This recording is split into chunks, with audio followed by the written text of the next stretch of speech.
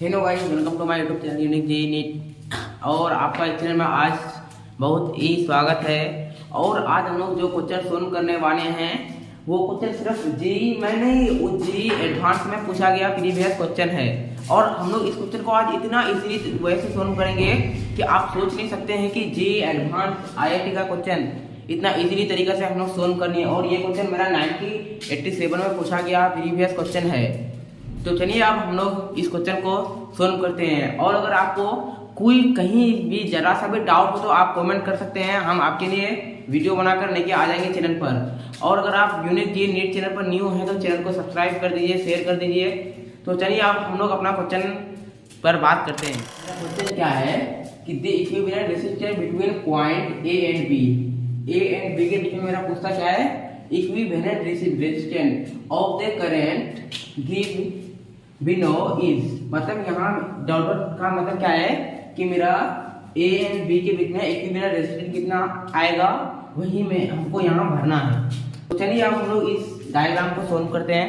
सबसे पहले हम लोग देखते हैं क्या एक चीज हम लोग को नजर आता है कि यहाँ का पोटेंशियल और मेरा यहाँ का पोटेंशियल सेम है। देखिए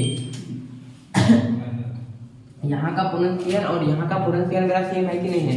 देख लीजिए कि ऐसे करके जाता है, ऐसे करके, यानी मान लें कि ये मेरा क्या है, वायर है। तो यहाँ का जितना वायर का हर जगह पोटेंशियल क्या होता है, वायर का सेम होता है। आप कहीं भी बिजली का कुछ लगा रहे हैं तो हर जगह तो आपको वही 220 वोल्ट या 240 वोल्ट ही आउटपुट मिलेगा।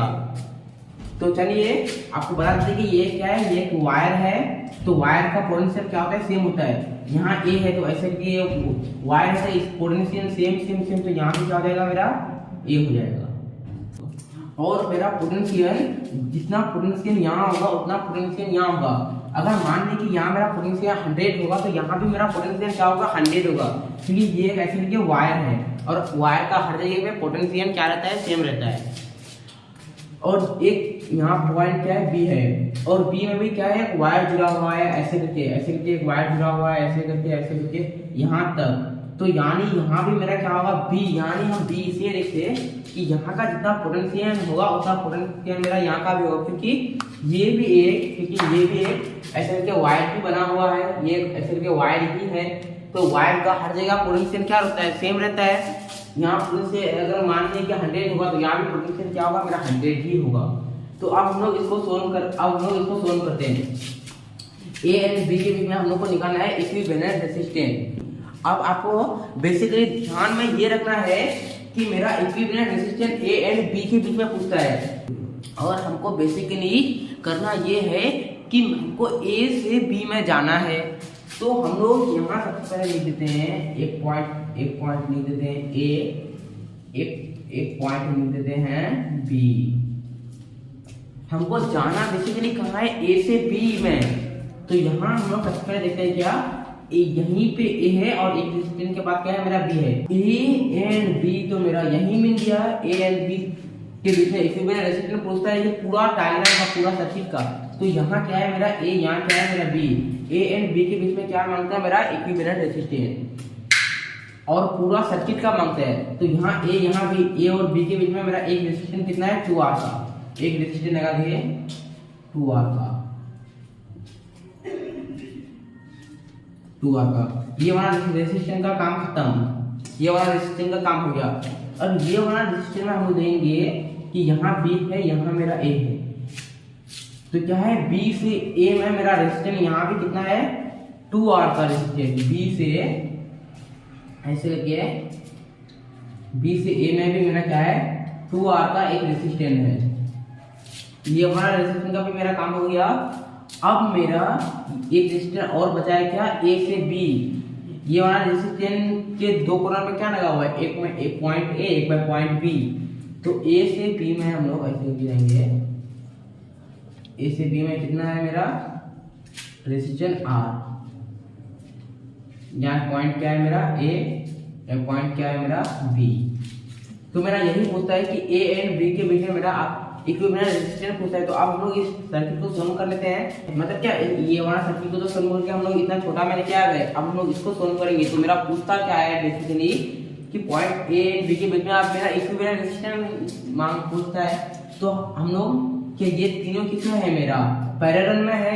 अगर यही तीनों मेरा सीरीज में होता तो हम लोग ऐसे कर देते R बराबर, अगर यही तीनों मेरा सीरीज में होता तो क्या करते थे, R1 plus R2 plus R3। लेकिन यही तीनों मेरा किसमें है, पैरेलल में है।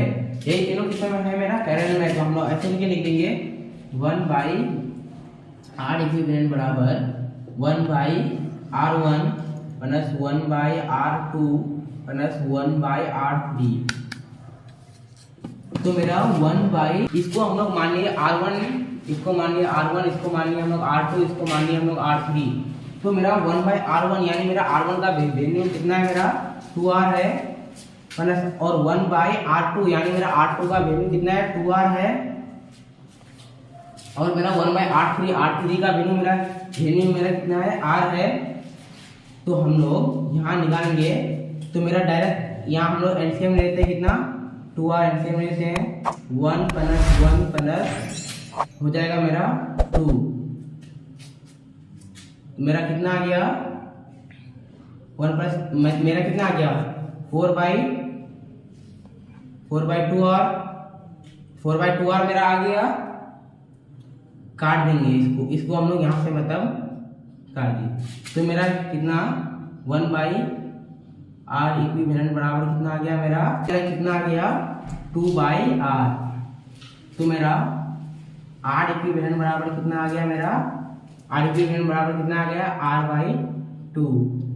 तो यही हम लोग करेंगे कि R equivalent A and B के बीच में मेरा कितना आया है, R बाई 2।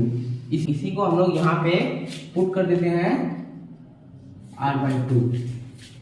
और आप देख ही सकते हैं कि ये जेईई एडवांस का क्वेश्चन को आपको हम लोग कितना इजीली तरीका से सोल्व करा दिए हैं। और उम्मीद होगा कि ये क्वेश्चन आपको बहुत ही इजीली तरीका से समझ में आया होगा। और ये क्वेश्चन IIT में पूछा हुआ क्वेश्चन है 1997 में, और 2 मार्क्स का क्वेश्चन है। ये मेरा क्वेश्चन क्या है, पूछा हुआ है किसमें, IIT में 1997 में पूछा गया हुआ क्वेश्चन है।